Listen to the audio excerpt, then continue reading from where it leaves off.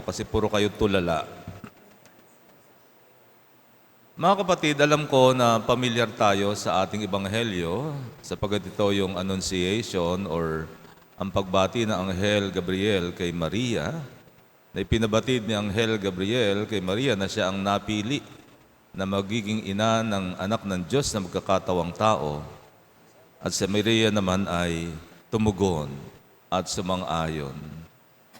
Kaya nga dito ay nagtagpo ang Diyos at ang tao. Mga kapatid, parang pagtitingnan natin, nakita natin sa larawan ito, no? Si Maria, binabati ng anghel, nakakatuwang tingnan, parang napakapayapa. Ang cute. Subalit ang di natin alam, isinuong ni Maria o inilagay ni Maria ang kanyang sarili na maaaring masira ang kanyang reputasyon at gayon malagay din ang kanyang buhay sa panganib. Alam nyo kasi, noong mga panahong yon, si Maria ay nakatakda na ikasal kay Jose. Alam na ng sambayanan na sila'y ikakasal na. At kapag gano'n ang kalagayan mo at natagpuan kang nagdadalang tao na hindi naman yung mapapangasawa mo ang may kagagawaan, maaring isipin ng tao na ikaw ay nakiapid. At sa kanila, nung panahong yon, pag ikaw ay nakiapid, ito ay may pataw na parusang kamatayan. Dadalhin ka sa liwasan at doon ikay babatuhin hanggang ikay mamatay. Yun ang maaring hinarap ni Maria. Mabuti na lamang at itong si Jose ay malawak ang isip.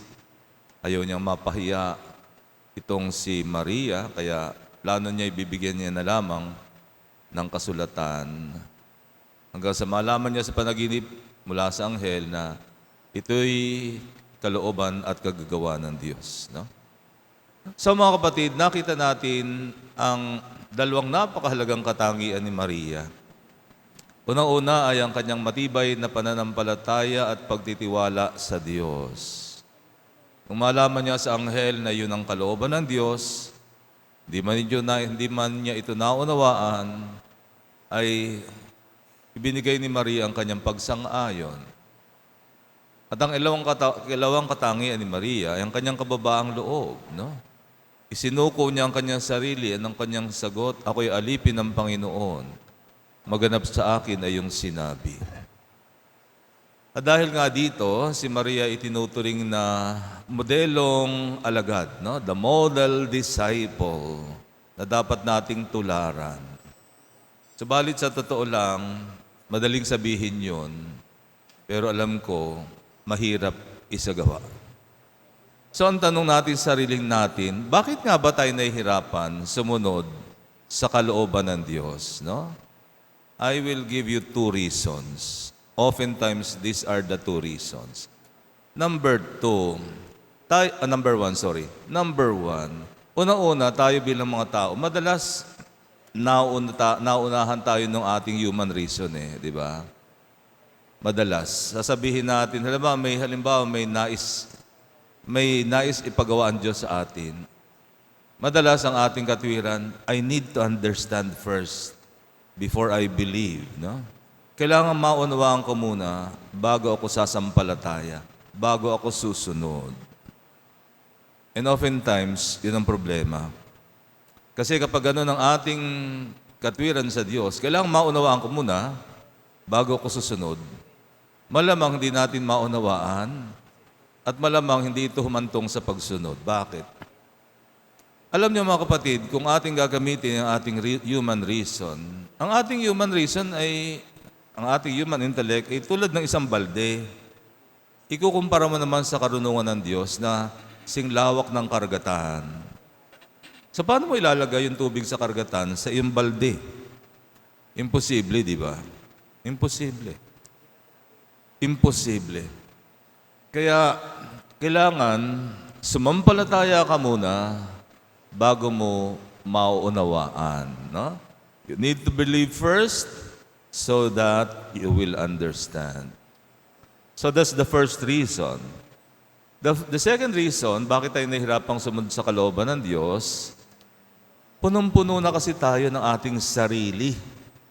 Madalas pag dumarating ang plano ng Diyos sa atin, ang dami-dami mo ng plano sa buhay, ang dami-dami mo ng gustong gawin, no? Ang dami-dami mo ng gusto mangyari sa buhay mo. Kaya pagdating ng Diyos, ng kalooban ng Diyos, parang wala ng space. Wala na. Kasi punong-puno ka na ng sarili mo eh. At magagawa mo lang tanggapin ang kalooban ng Diyos kung, sabi nga ni Jesus, kinakailangan handa kang limutin ang iyong sarili. No? That is the first step. You need to kalimutan mo ang iyong sarili. You have to deny yourself. You need to set aside your plans, your ambitions, in order to give way to the plan and to the will of God. No? So, yun ang dalawang kadalasang dahilan. No? At ito, lagi kong kinikwento sa iyo, ganyan din ang aking karanasan. Sapagkat nung ako rin ay maranasan ko na ako'y tinatawag ng Diyos at age 25, no? At age 25, ako naramdaman lang ko yung tawag ng Diyos sa pagpapari. Age 25, wala akong planong magpari. And at age 25, I was already planning to get married at 28, no? Kumbaga ay punong-puno na ako ng mga plano sa sarili ko. At feeling ko, human reasoning was telling me, parang kontrabida naman ng Diyos. Parang ayaw niya akong maging masaya. So ganun yung initial na iniisip ko, no? Kasi hindi ko nga naintindihan eh. So madalas ganun tayo, no? So alam niyo ginawa ko, I compromised. Hindi ako noon, ako'y ordinary church goer lamang. So ano yung compromise na ginawa ko? Ako'y naglektor. Ako'y nag-join sa choir. Nagseserve na ako nun sa parokya. Akala ko okay na yon. I thought I was already pleasing God.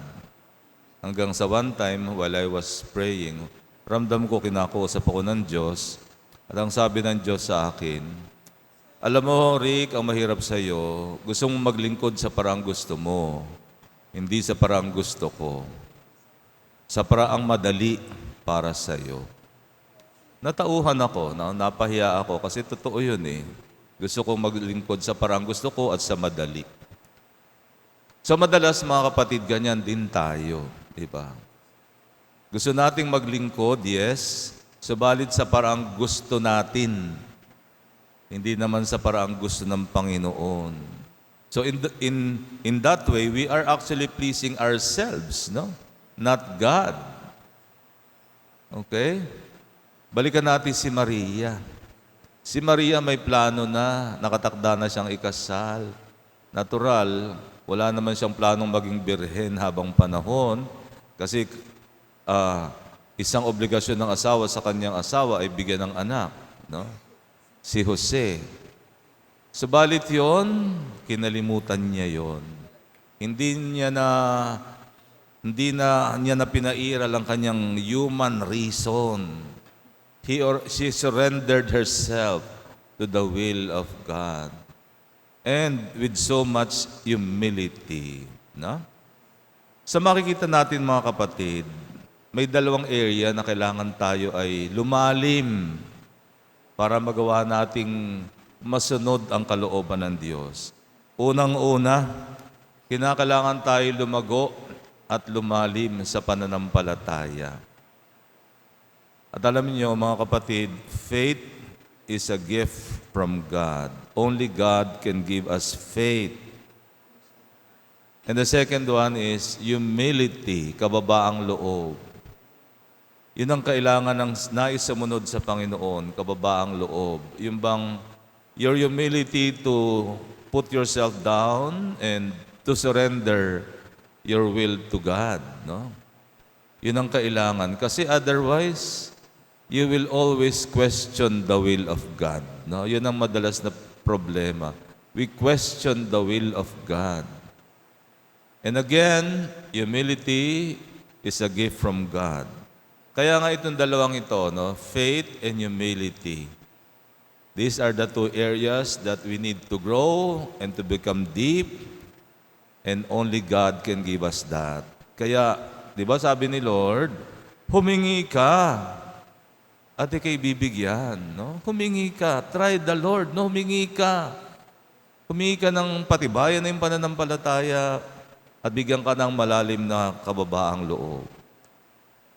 Upang sa ganon, patularan natin si Maria na handang ipagkaloob din ang kanyang sarili sa Diyos at magawa din nating sabihin, ako'y alipin ng Panginoon, maganap nawa sa akin ang iyong sinabi.